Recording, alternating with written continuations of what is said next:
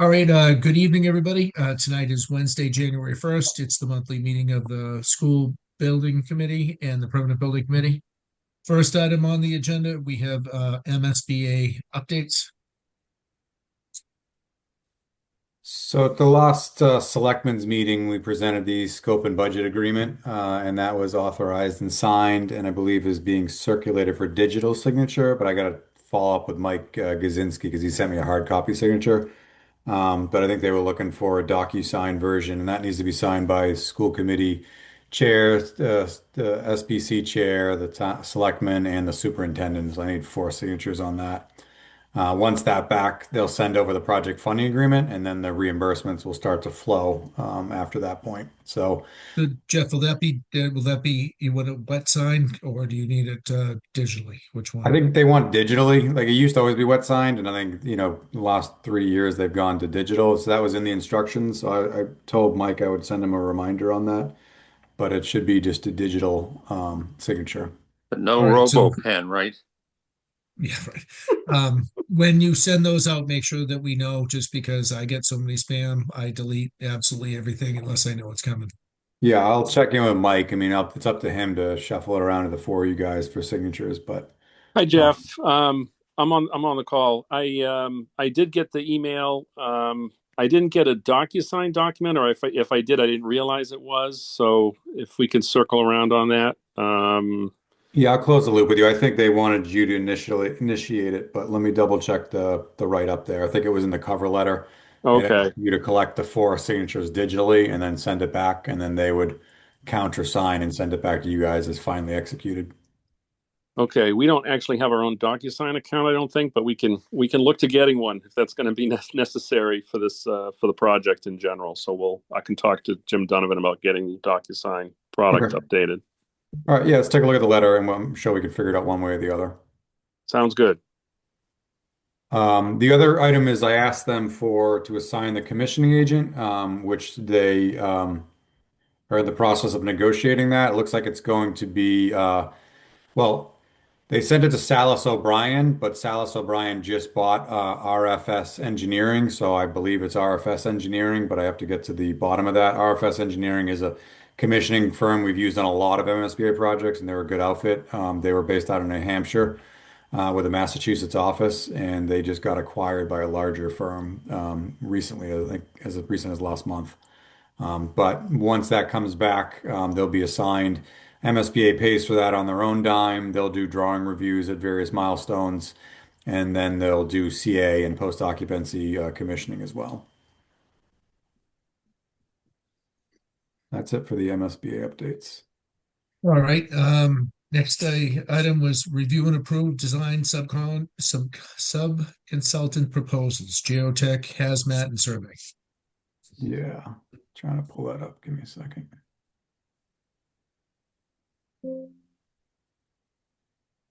So, Hey, Jeff, you need to go like this. I pulled mine up like that. It was all done.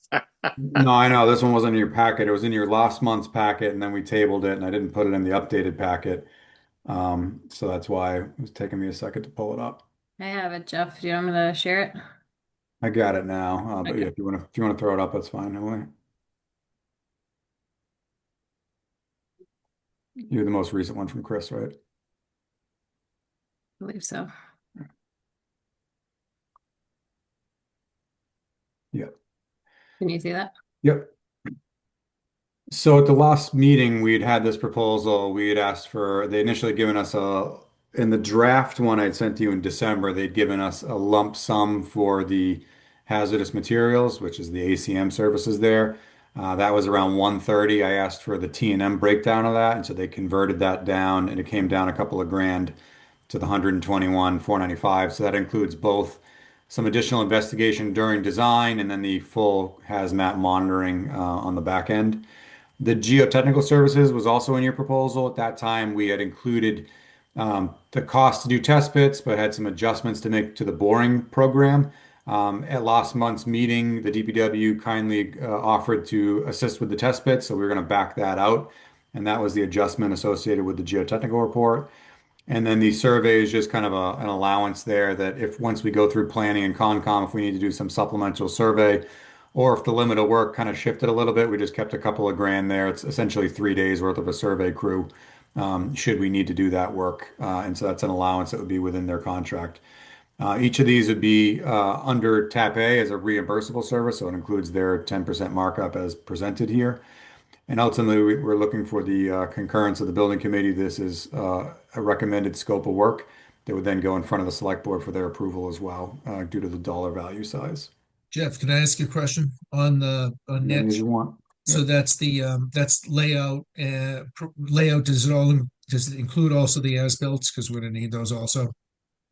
You saying for the survey or for which one? The survey, usually the surveyor does the as-built when we're done. Does that include, is this just to get the construction started and we have, This is just, yeah, so they did a full survey before, but that was when we were at a concept design, and so there may be some limit of work where we need to kind of go back out for a couple of days. So this is to update the base survey should it be necessary for the permitting and or the limit of work. So it's really just like 3 days of a survey crew should we need it. so this is not, I'm just asking, so this isn't complete. So basically this is to This get is it going. building off what They'll we get- already had. So if we choose to Yeah. do an as-built at the back end, like we can write into the contractor's agreement, they own an as-built, which is standard. Yeah. And so we'll have that as part of the construction delivery on the back end of the project. Sometimes, the owners want a full final survey that's really dialed in. That would be an additional service in terms of 1 foot contours and features and all that. That's something we can talk about at the back end, but certainly an as-built of where all the utilities are, where all the surface treatments are, will be provided by the contractor as part of closeout docs. Just one more question on that. And they have it'll be stamped. So I mean, because most of the times when I do it, I have to have a stamped survey plan for the as-built. Yeah, I'll defer to the engineers on how they're going to write that up, but that is typical to your point, Rich. Every town has different requirements. Sometimes the closeout of planning boards and towns require a stamped as-built, and if that's Melissa's standard, then that'll be delivered as part of the project. Okay. I didn't You have know any those other rules better questions. than I do, being on the planning board. So Yeah. Well, that's actually from at work. So, and the geotechnical, you and I talked about it. It makes sense to know what's below the surface so we don't get hit by, unknown conditions, especially since we are going to be doing some work in a few areas. right. So this includes another round of borings, and then like I said, the DPW offered to assist with test pits. And then we'll look at the soil conditions there, because we're not doing more than the subsurface Caltex drainage system. There's not a lot of excavation that's needed. So it'll be a few select areas. Right. All right. Well, I don't have any other questions. I have Does a anyone else question, have- Rich, just to clarify. So the 71,885 is the number after the give back from the DPW? Yes, I believe so. Okay. So it's in Emily, if you want to scroll down a few pages, you can see that it's redlined in the backup. Yeah, scroll down to page, I just had that up, sorry. Page 13. It's on the back. Thanks. So yeah, so the test pits was valued at $3,700. So that's been crossed out of the proposal. Okay. And so that 69,000 went down to 65,350. Thank you. And then if you want to scroll up to which page is best? Page 5. Thanks. So this is where we broke up the hazardous materials. So there's the design phase work is the $6,500 and the $12,000. And so that's an additional investigation as well as the specs to go out for bidding. And then task 3 is the bulk of that, the 110,000, which kind of breaks it down to, filing the non-traditional work plan with DEP, doing submittal reviews, pre-con meetings, and then allowances of different shifts. DEP now requires 2 people on site, depending on the size of the demolition and what's going on there. So he's carried that in there as 2 people per shift and then 1 person per shift. So there's different versions there. And that's kind of the breakdown there. So we thought this was reasonable, and this went down a couple of grand from the initial number that we had sent you in your draft packet back at the beginning of December. So all this Right, were there- rolls up to on page 2, top of page 2, Emily. Right there. Thanks. So all this total amendment for additional reimbursement consultant services, $203,380. And Vertex recommends approval approval. Are there any other questions from the group? All right, with that being said, I make a motion that we approve the amendment from Tappy Architects for $203,380 for additional testing. Second, Motion's been made in second. Diane, yes. Jim, Yes. and I have to escape full screen so I can see everybody else. I think Robin's there. Yes. And who else is there? Because I can't Shayna's see a now. yes. Oh, Shayna, sorry. Yeah, I can see No, now. it's okay. All right, and I'm a yes also. So, all right, motion passed unanimously. But Steve, next agenda item was yours. You want to give an update on the DD programming, or Matt, whichever one of you guys. Yeah, so we currently have the DD programming scheduled for the 3rd and 4th of February. We just sent out a draft kind of schedule earlier today to everyone to kind of review and kind of work through. And again, it's really, we're going to send over updated plans, kind of where things are at ahead of the meeting, let the teachers take a look at it, see if they have any questions or comments ahead of jumping into the meeting. And it's really just going through and making sure that we have everything in the building that they kind of wanted in from the previous programming meetings during SD. And, sometimes teachers come up with other things after the fact. So we'll have to go through that with them, make sure that, everything that they're looking for in the space, we're kind of building into the design. So kind of make sure that we got what they want and try not to let too much scope creep come through to increase the price anywhere. Matt, just to confirm, I think we moved that to the 4th and the 5th, correct? Yeah, sorry, we bumped it up. All We right. bumped it up one day because we had Yeah. a conflict. Sorry. All 4th right, and the no 5th. worries. Just want to make sure we have the right dates. Are these the same teachers that were in the initial sessions? Most likely, but it's up to the school who they want involved again. But I'm assuming it'll be mostly the same people involved in the first round. Yeah, I would imagine. We haven't got many new ones. Yeah, we have a couple groups that we didn't get to last time, but the majority of them will be the same. Yeah, I didn't think admin, I don't think really met with much the first round. So Yeah. there's a couple groups, and then I think IT we kind of met with at the very end. So I think we'll have a more kind of formal meeting with him this time to go through and make sure we got all the stuff that he recommended last time around. Can you just clarify, this is not just an open book here. There's some control over. I mean, if I was asked, I want to get everything I think I really need, not necessarily that I really should get. Correct. Yeah, it's not, blue sky, every wish that you want. It's kind of making sure they got the basics that they asked for the first round. If there is anything, we'll have to discuss it with the group to see if it's something you guys want to add in, or we leave it out and stick with what we want, shown previously going forward. Yeah, at the end of the day, it's a great question, Jim. At the end of the day, the design team owns designing to the budget. And so if there's scope in, then there's scope out, right? And those things come back to this committee for determination. There's obviously fine tuning and additional information that both the designer and the CM will uncover during the design process. And that's part of the natural design contingency. If you recall, there's a 10% contingency baked within the construction budget, right? And that kind of falls off as the details arrive. But anything that's a scope add, comes back to the group. And we went through this at the Clyde Brown when they had a bunch of items that they had asked for, and some of them went in and some of them didn't go in. So That was some of the most interesting meetings, actually. Some things I never heard of, but anyway. Skid steer. Now, Jim, no more of that. Okay, fine.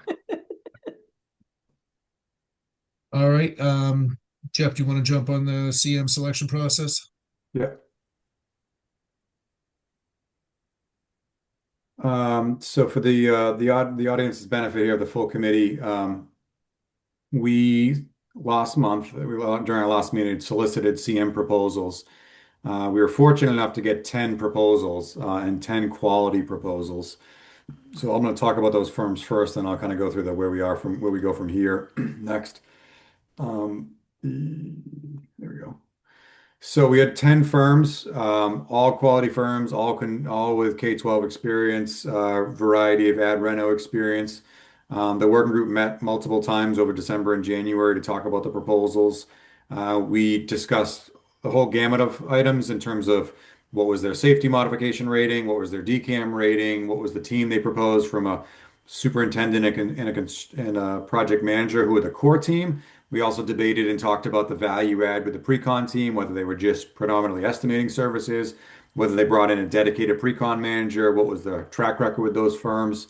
Was their project executive engaged in the committee, and or was it more of a principal in charge that kind of showed up at the beginning and went away? And so we turned those conversations over throughout the process and talked about the 10 different firms that were out there. Ultimately, the committee decided they wanted to make sure they had the attention of the firms, and so that they kind of honed in on mid-sized construction firms that really were going to prioritize this as the primary job versus some of the very large firms that were on the list that kind of more of an also ran. And so, any one of these 10 firms could have built the building, but really we're trying to get through to the right fit for your project. And so, four firms rose to the top in terms of kind of fitting the criteria that was established by the pre-qual committee after the debate. And that's W.T. Rich, Fontaine, Commodore Builders, and Bond Brothers rose to the top to move forward to the next phase. And so the committee voted to shortlist those four firms. They've been notified that they're moving forward as part of this process. And as of Tuesday of this week, we issued the request for proposal phase of that project. And then we told the other six firms that they did not qualify and move on to the next stage. Now, five of those firms have already called me in to ask why, what were we thinking, why could we possibly not think they're fit for this project? And I've, nicely explained to them the reasons why and the logic as to why we got here. They were all appreciative of that debrief and content with the response they received. You certainly can't win them all. Many large qualified firms here, but ultimately this is the list that's moving forward. Kind of where we go from here. This timeline should be up on the screen now. So again, the RFQ went out back on December 3rd. We received them back on the 22nd. We shortlisted on January 7th. That was delivered to the four CMs on the 20th of this week. Proposals will be due back in 3 weeks on February 10th. That's a written proposal. As part of that stage, it's also kind of defining their deliverables are a logistics plan as how they would handle the site and traffic and pickup and drop off, a phasing plan, how they would approach your project, a detailed project schedule, and then their fee proposals. And to refresh the group and to educate those that have not been through it, the fee proposal here is based on submitting their insurance and bond percentages, their overall fee, their CM contingency, and their own staffing, which is general conditions. And so all that can make up 10 to 15% of the overall project. The rest of that will be bid trade work that will happen later. So we're really locking in those overhead costs, if you will, and all the markups and bonds and insurances. And so that's what comes back on February 10th. We've then scheduled the four interviews back to back of an order to be determined on February 26th from 3 to 8 p.m. at the town library. At that meeting, we will then give them questions to respond to. So we'll give them approximately 50 minutes or so to both make a presentation and answer our Q&A. And then we'll limit the number of people that are there to be the critical people on the project team. And then this selection committee will then make a recommendation. That recommendation will come back to your full committee on March 4th for you to authorize me to then enter into negotiations with the highest ranked CM. From there, we'll then come back and finalize a contract that'll then need to come back in front of this committee on March 18th for your recommendation to then go forward to select board, which I had penciled in as March 23rd, because I think that's the date they typically meet, but I'll validate that with Craig. And then ultimately, we need them to start at risk. That's the red asterisk, right? They've got to get mobilized and start on the estimate on schedule, even though we haven't really worked out the details of their final contract. I don't see that as a major issue. I'm sure it'll be, minor stuff that we're kind of buttoning up at that point. And so that's written as part of the proposal. So if they object to that, then they shouldn't submit on the RFP. And once they've submitted, they're agreeing to that kind of starting at risk scenario. So I know I kind of threw a lot at you there. Happy to take any questions on the CM process or discuss anything related to that. Okay. If there are no These questions. firms, people that worked on Fly Brown. The Bacon Agostini is the firm that worked on Clyde Brown. They were, ranked on the lower end of things. And he's one of the firms I did call back and left a voicemail. I'm sure he's going to want more additional information. Ultimately, that team was a good team for a new build, but they don't have a lot of depth to their team. They have a project manager, and then it kind of quickly falls off after that. These other teams had a qualified superintendent and assistant superintendent and qualified project manager. So all the knowledge is not locked up with one person, right? And so that was key, I think, for this renovation project. We wanted to make sure that we had a deep team and not just kind of a solo team, which is where the prior firm was. Jeff, we talked about this at our school committee meeting yesterday, and one of the committee members wanted to know if the proposals were available to the public. They will be at the conclusion of the process. Right now we can't give a competitive edge to the other firms that are out there, so we need to kind of keep it because they're also still submitting another part of the proposal, so we're in the middle of it.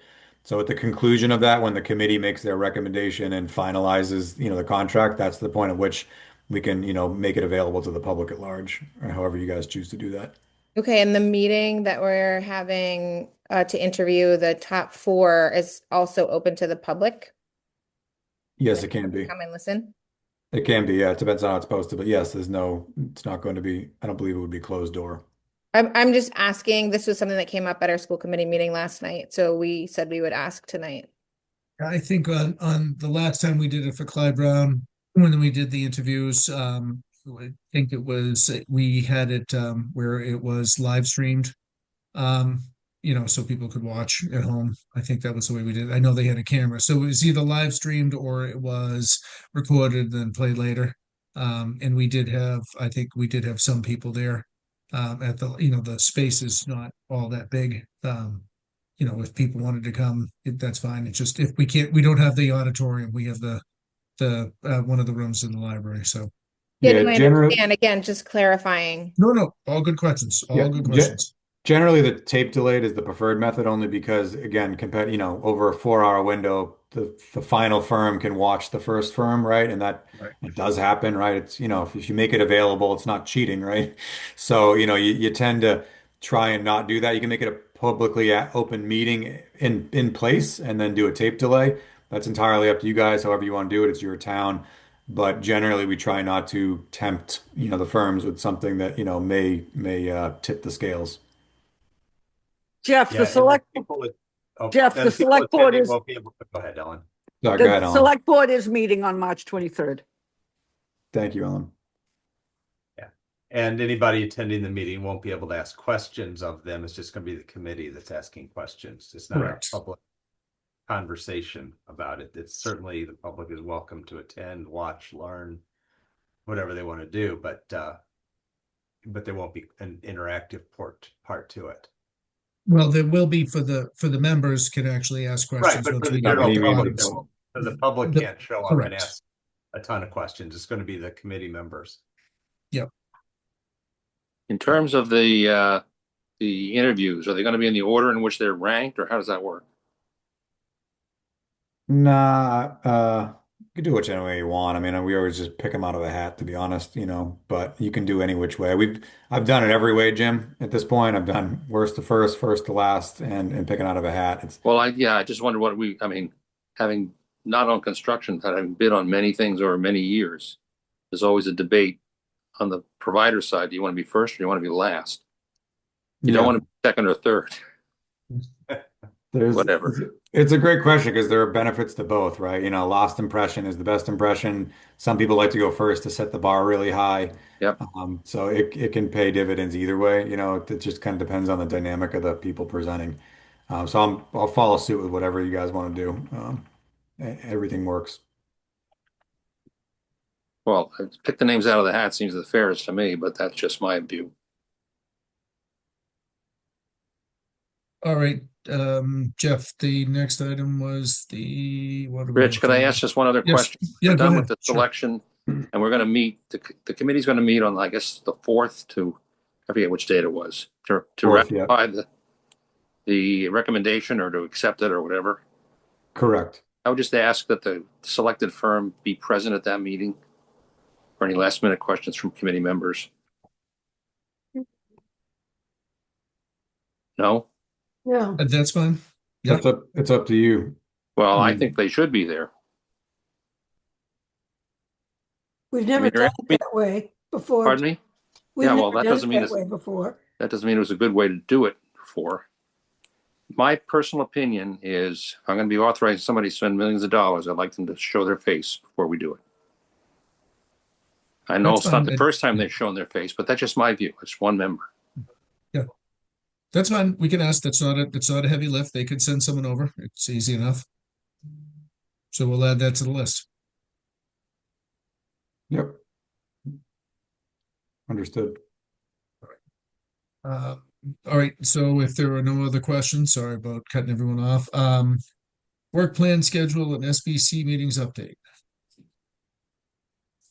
Yeah, so we need to go through this in exhaustive, but it's in your packet, right? So as we've talked about at your last meeting, the meeting schedule is a living document, right? So this is just the latest update. So, periodically as we send this out to you once a month, take a look at it to see what's changed. We've locked in the SBC meetings, so those are some of the things that have changed. We knocked off a couple of working group meetings. We've shifted around some of the blue pre-qual meetings. I covered the CM changes with you. I'll now cover the SBC changes with you. So we're here tonight on the 21st. As we've talked about, our next meeting is on February 11th. Emily and I won't be here, but Laureen will be present from our firm, and the design team will have a presentation for you at that meeting. As we've discussed, the CM pre-qual interviews are on February 26th. And then the new dates we just kind of covered on the other agenda item, but they're here for you as well, which is an SBC meeting on the 4th, which is a net add from the last time you saw this, and then your meeting on the 18th, which was already on there. And then we've added the select board. So just trying to get this rhythm. The important milestone for you guys to understand is that on the March 12th, that's when the design development phase is concluding, and we're going to put that out for estimating. And so the CM will start right away with that first design set to go through and estimating that, and then we'll come back the first week of April with that estimate. We'll reconcile that with multiple estimators, and then present that to you at your April meeting, which we don't have scheduled at this point. But I just wanted you guys to know those high-level dates and the changes that are to your evening schedules. Any questions on the changes to the meeting work plan? Okay. I think that was all substance that changed there. And then, yeah, just the existing conditions verification, February vacation. So you may all be skiing and enjoying the winter weather somewhere, but our intent is to try and get those borings scheduled that we just authorized tonight over the February break, as well as the design team will have their sub-consultants kind of get to the spaces that aren't regularly accessible. I will note that the CMs I'm inviting back on January 30th, which is a half day for Millis. It's a teacher professional day, so we're gonna have to do the CM walkthroughs. Because we're having them commit to phasing and schedule plans, I want to give them the opportunity to kind of walk the building in a more detailed way. And so I will arrange for that. We'll be present on the 30th to allow them access to the building, and the principals have agreed to that access so far. And that's, I think, all we had to present for you guys tonight. I think after that, it was just minutes, invoices, and then I know the PBC or SBC has other business as well. Right. Okay. So let's see I here. didn't miss anything else, Matt or Steve, right? Or Emily. I think that's all we had for an agenda. I don't think so. We've got, we'll be making a couple other trips before the February break to get some existing conditions verification done. We've been coordinating that with the school. I think on the plan we just showed you, there was multiple dates for food service to go out. They are going out. I believe it's this Friday, right, Steve? We're Yep, gonna be doing this some Friday. existing conditions verification out there, and then we'll set up a meeting after he, verifies the conditions, kind of to have a meeting with the head of the kitchen to go through what they need on those 2 serving lines that we're providing. All right, that sounds good. So the next item on the agenda would be to review and approve the meeting minutes, which I actually didn't print. What was the date on that last one? Kim? 17. Okay, so I make a motion that we approve the meeting minutes of December 17th as written. Second. All right, motion's been made and seconded. All in favor? Aye.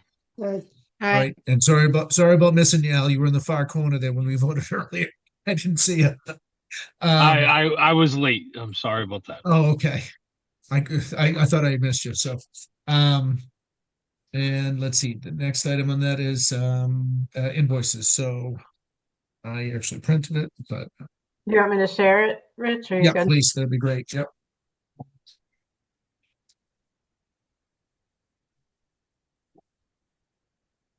So the first one is Vertex, and can you see the amount down here? Yep. Yep. So I make a motion to approve the invoice for Vertex for professional services, OPM professional services for the amount of $90,146.56 for the month of December. Second. All right, motion's been made and seconded. All in favor? Aye. Aye.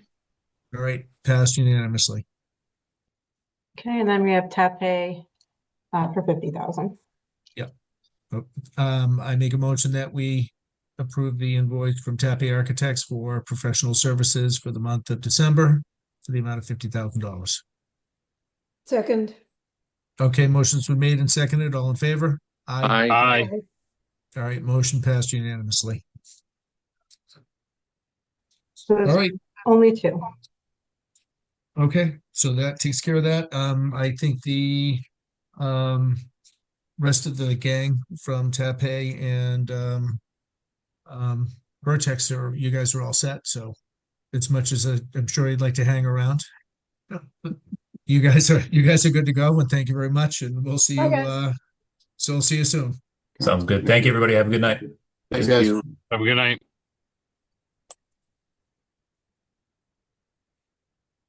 All right.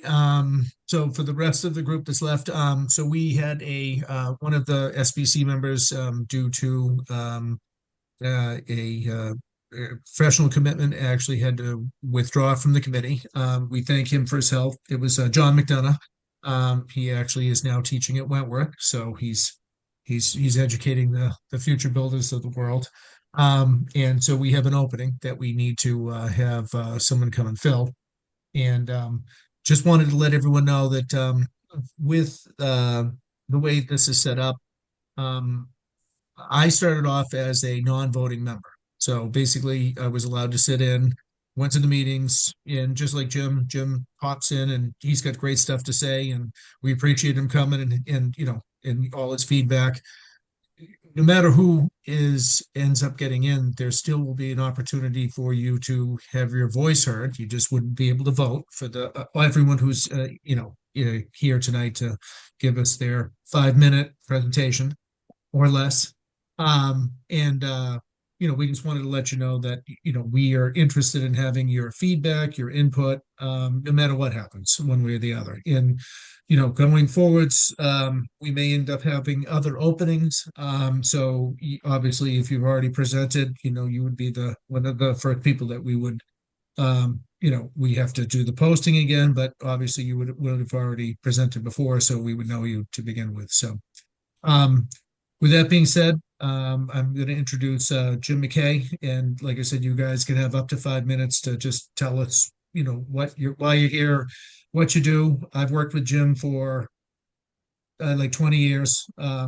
He's the head of the DPW. We've worked together on many committees. I have the ultimate respect for Jim. He can tell you what he does, and you guys can have some information for when we make our choice. Thank you. Good evening, everyone. So this came up. I was approached by a couple of members of the board when this first came up that there was going to be an opening and asked if I'd be interested to apply for it. And I was. But look, I'll give you a little bit of background. For some of you that don't know, I've been a Millis resident for 26 years. My wife and I now live here. Our children all grew up here. My son, Tim, went to the Clyde Brown. He graduated from Millis High School. Probably got the greatest education around of any school district around. I'm very proud of that. He went to, and my son Michael is a teacher. He teaches at the Clyde Brown School now, so he knows the difference between of what what teaching in the old Clyde Brown and what a new atmosphere of the brand new school that is drawing many of the new young residents in Millis. That school is drawing people far and wide to that because of that brand new school. A little history. I worked for the Boston Water and Sewer Commission, and when I first started working there back in the 80s, I was put on the health safety committee. And the safety committee was just like something like the committee, like you're talking about the teachers. We were put into safety issues of what was going to be built and any changes of any of the facilities that we worked in. And that went right up to, I don't know if you all know that the Stride Right building at the corner of Harrison Ave and Melnia Cast, that was we worked on that. We didn't have much say in it, but we helped with the design and, what was good for the staff, the workers and stuff like that. When I came to the Millis and as in charge of the DPW in 2006, I was thrust right into, because of some of that background that I had in the building industry. We were thrust right into, we were building Middlesex sewer station. And back then, even to this day, when any enterprise projects were always put on the director and the town administrator to oversee the construction and finalization of that. So right away when I came here, I was sent to procurement school. So I have a vast knowledge of the procurement reasons of everything that goes through projects like this, including budgets and stuff like that. I've worked with this committee on every one of the projects that have been put forth, from the library, the police station, fire station, the Clyde Brown, the DPW building. And most importantly, why I wanted to apply for this is I believe in this project. I think it's well needed for the town of Millis. It was well presented at town meeting. It was well presented to Millis residents. And I think you all got that when you got your vote, for all of us that attended both town meeting and voted in favor of this. So in the last three projects, let's start with the DPW project. The DPW superintendent and I took over as project managers for that project and for the two PFAS plants that are being built. The select board voted that I would be the person that can sign all reimbursements to the state and to the federal government. A good chunk of all that money did come from an EPA grant that we received of almost $4.something million. So the very last, let me go back. What we do is David Ramachi, he actually sees the construction aspect of it, but I take care of all the financial aspects of paying for it. And I did that. I worked with Kim from when we did the DPW project. I reviewed all the probably too many contractors applications for payments. I think somebody should be able to look at that, and you should know right where you are with the building project, what percentage is being done, and where the project's been and how far long you have to go with it. I've worked with engineers, contractors, and I have no problem with telling them that we're paying them. And I heard earlier today someone this is multi-million dollars we're talking about. And I think when we first looked at when I first started attending some of these meetings, we would go to the trailers at all the different sites, whether the trailer was moved from the police station to the library. And remember all those days back and forth, it was moved from the library to the police station. And those meetings were held twice a month. And I didn't attend every single one of them, but I did attend a good amount of them. And I learned that that's how we've followed through the projects for the two PFAS buildings. That's when decisions are made at those meetings during the day. A lot can be worked out with the contractor and your project manager who's overseeing the project.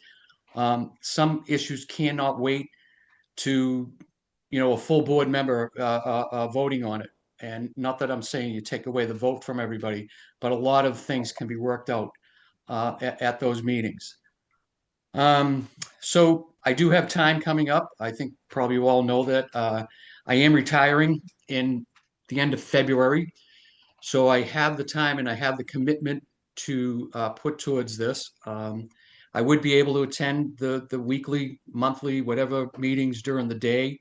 And the two things that concern me about the project that I've looked at, one is the site itself. It's very contained. And if you remember, many years ago, we had a fields project. I worked tirelessly on that also.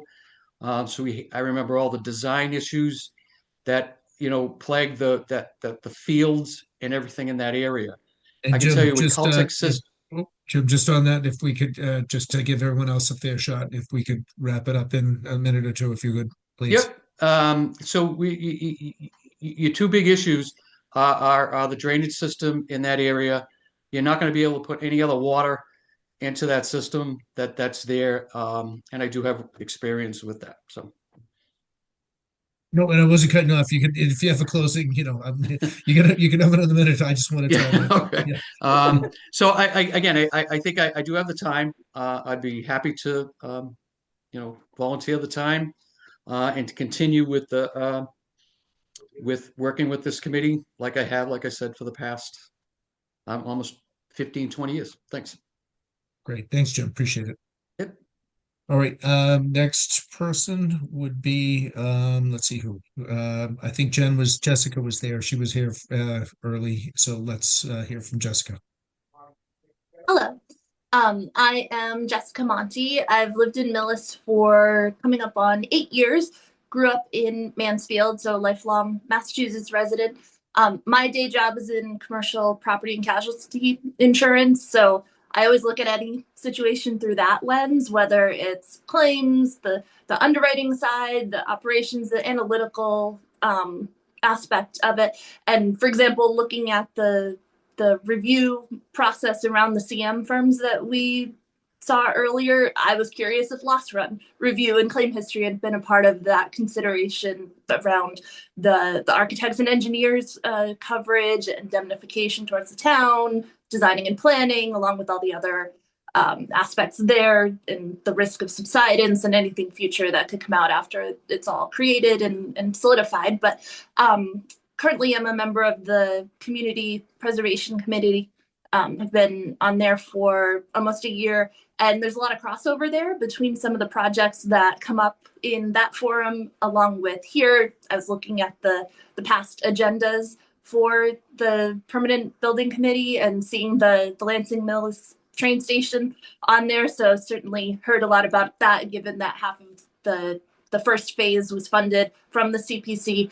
So I understand a lot of the nuances of the complexity of how these plans can end up developing, and also have experience in project management to understand the sequencing of events, time allotment, how long each stage should take, and would love to also be involved in the school building project, given the level of importance.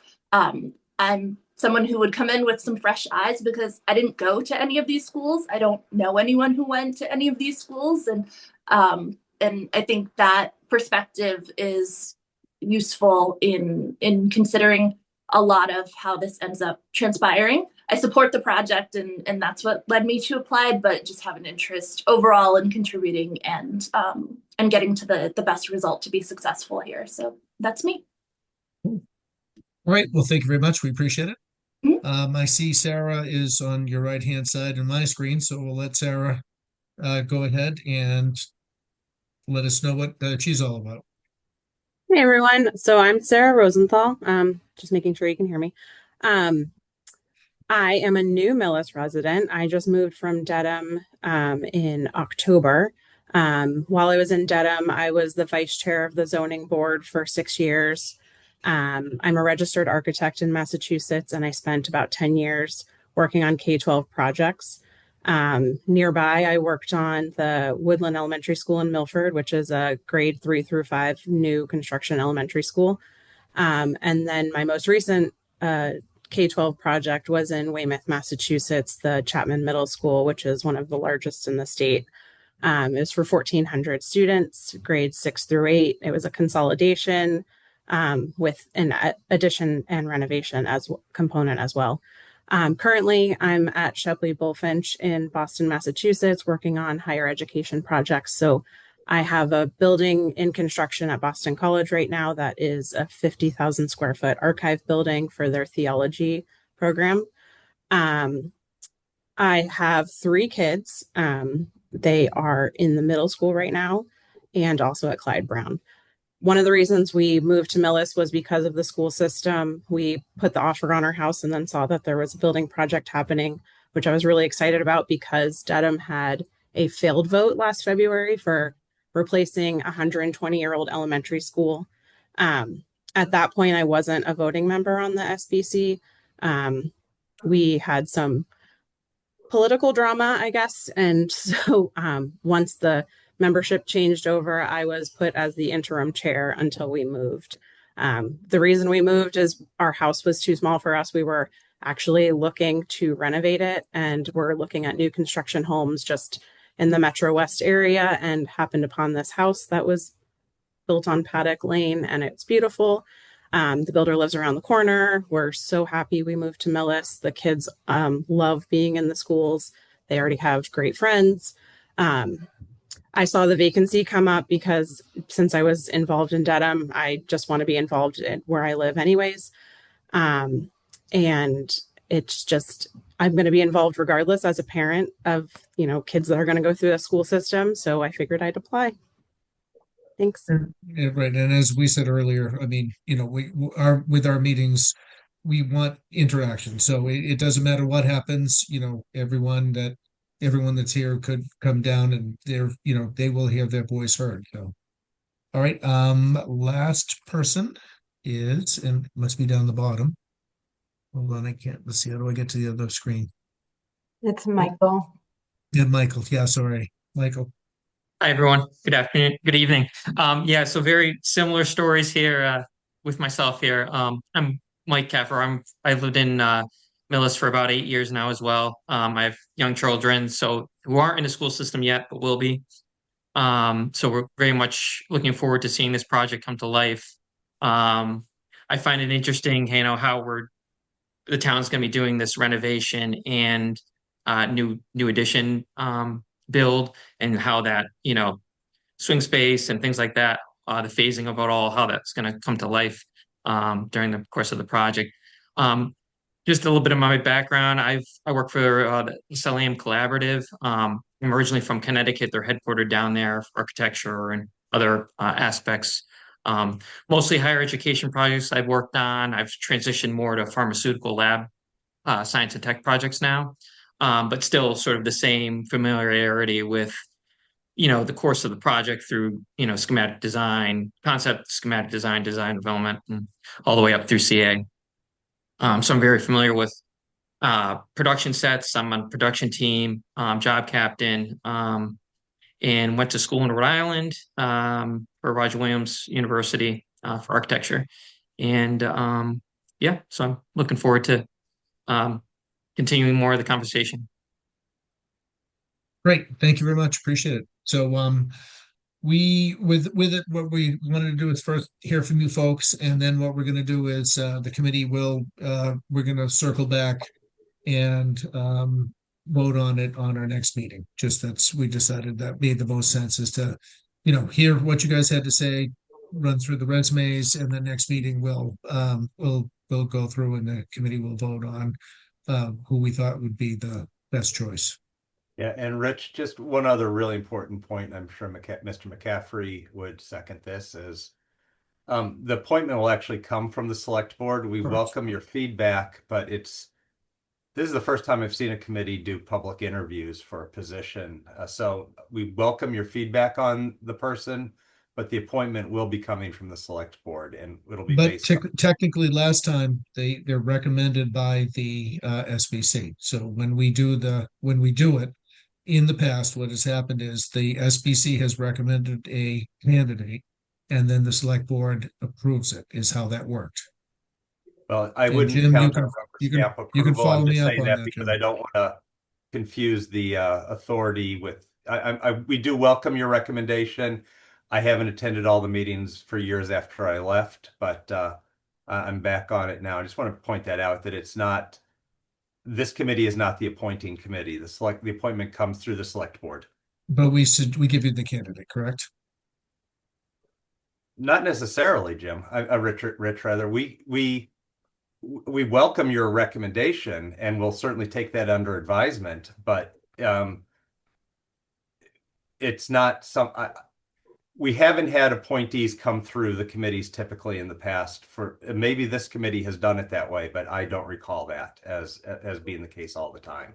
And I can tell you, most of the other committees don't send us a voted on recommendation. Typically, the chair will interview, but that's beside the point.